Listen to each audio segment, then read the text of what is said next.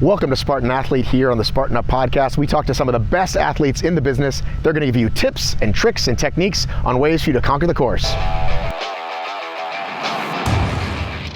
Welcome back to Spartan Athlete. I'm Matt B. Davis here with none other than Air Force Ken.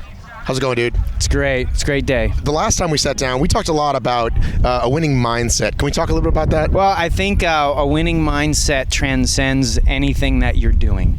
So if it's a OCR or your marriage or your profession or just your inner spirituality that you're cultivating, it's completely transferable. And you can see that. You know, I think obstacle course racing is very important because it does build character, like we talked about earlier today. And you can see that and utilize it in every part of your life. It's an indispensable tool. What has obstacle racing taught you over the last 5 years? It has taught me to connect with adversity and the obstacles, right?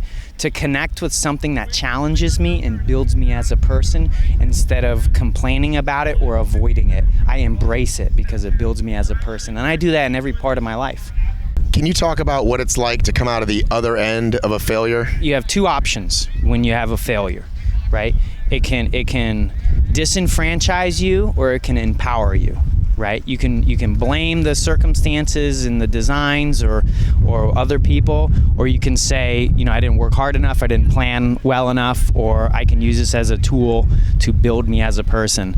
And absolutely, failure is the ladder to success, right?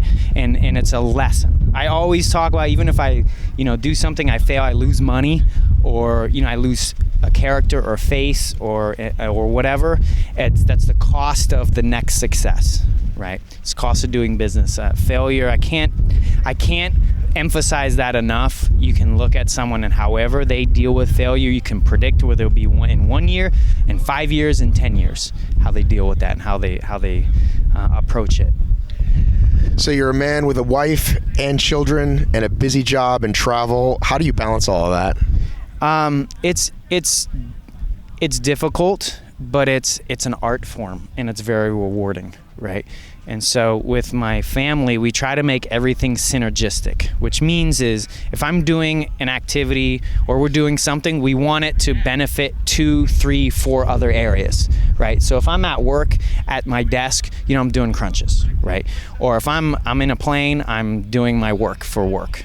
So everything, there's a multiplicity of efforts whenever we do things, and that's important for balance so that I can get to where I want to go in the limited amount of time that we're all given. So talk to me about how someone who's new to racing might enroll family members in supporting them if they don't quite understand it. It's incremental, and I think that's maybe where you're getting at is don't try to eat the whole elephant at once. Just go on a walk together, and then go on a light jog, and then go to the gym together. And you have to set up your life. It's very important to set up your life in advance so that it is hospitable to what you want in the end. I mean, we moved right next door to the gym, so it's inexcusable for us to not go there. So you have to do some of those things in advance. You know what I mean? Does that make sense? Totally. Air Force Ken, I appreciate you. Thanks for stopping by. It's an honor and a pleasure. Thank you so much for listening to Spartan Athlete, part of our weekly series here on the Spartan Up podcast. We have new content for you almost every single day to keep you on track. You can go to Spartan.com to find a race near you. You can subscribe and follow us on iTunes, Spotify. You can watch us here on YouTube. And you can also hit us up on Instagram at Spartan Up Podcast. We'd love to hear from you.